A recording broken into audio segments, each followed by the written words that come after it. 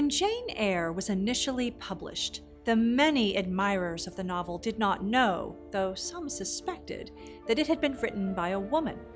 Charlotte Bronte, who wrote the novel under the gender-ambiguous pseudonym Currer Bell, knew firsthand of the challenges faced by an independent intellectual woman who lacked social station in Victorian English society. Her novel gives voice to the struggles of such women in the person of her bold, impassioned protagonist, Jane Eyre. Charlotte Bronte was born April 21, 1816 in Yorkshire, England. When Charlotte was only 5 years old, her mother died, and her father sent Charlotte and her sister Emily to join their older sisters Maria and Elizabeth at a boarding school.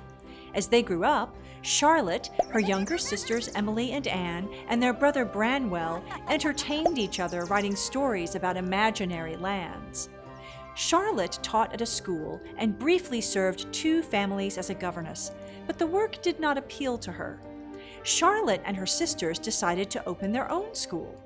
To prepare for this venture, Charlotte and Emily went to Brussels in 1842, where Charlotte studied French, German, and music. There, she fell in love with her teacher, but he was married and rejected her. Broken-hearted, Charlotte returned home 2 years later. In 1847, Charlotte published Jane Eyre to great success. Charlotte continued to write while caring for her elderly father. After rejecting several marriage proposals, Charlotte married the Reverend Arthur Bell Nichols. Only 9 months later, on March 31, 1855, she died. In the early 19th century, critics often dismissed the work of women as light entertainment. Much of the writing by women was, in fact, sentimental, romantic, trivial, and written for popular consumption. Women like the Bronte sisters, who wanted to create more literary works during the times, often found that their work would be taken more seriously if they used a male pseudonym.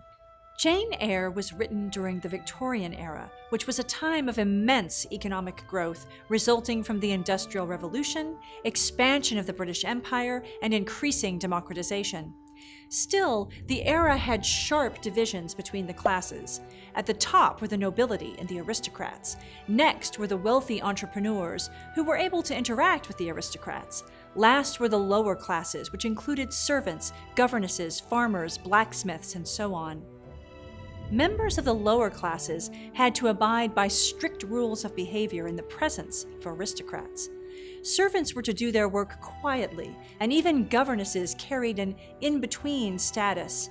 In Jane Eyre, class plays a huge role in how the characters interact with one another. Jane Eyre begins with 10-year-old Jane living a life of torment with her Aunt Reed and cousins John, Eliza, and Georgiana. One day, the apothecary Mr. Lloyd comes and suggests she go to school.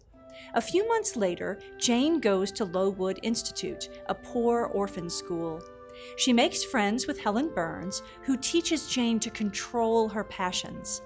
After a typhus epidemic passes through the school, Helen dies, and a new administration comes in. Jane finishes school and teaches there for 2 years before being offered a governess position.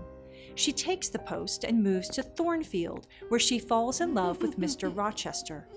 One night, she saves his life when she puts out a fire in his room, but remains unsure who set it.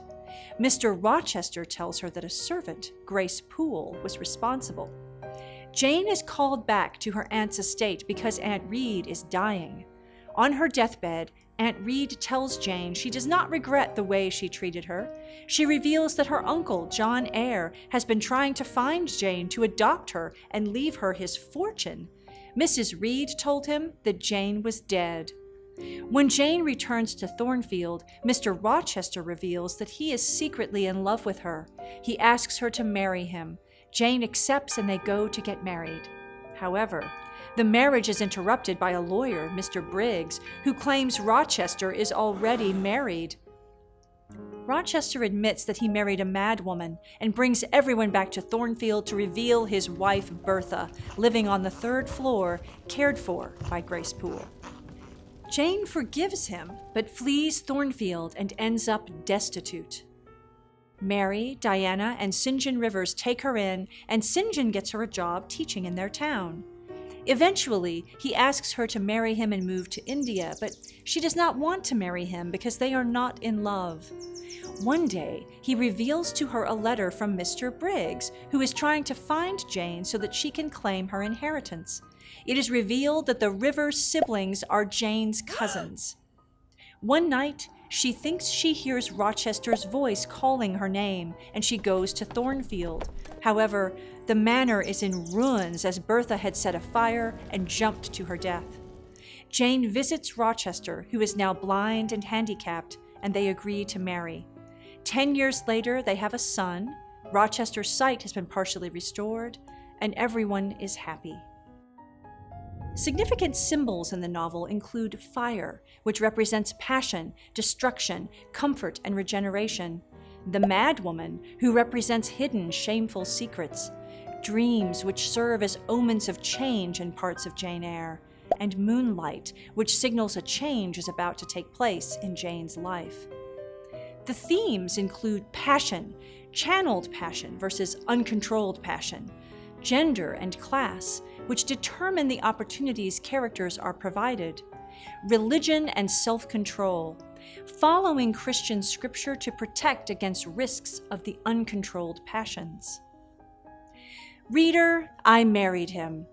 The conclusion of Jane Eyre opens with this simple, bold statement, famously granting agency in a marital union to the woman rather than the man. Generations of readers have thrilled to the Gothic elements in Jane Eyre and have identified with the powerful resistance its heroine exhibits to social injustice and gender inequality. We have by no means resolved these issues, so Jane Eyre continues to speak to and inspire us to strive for something more.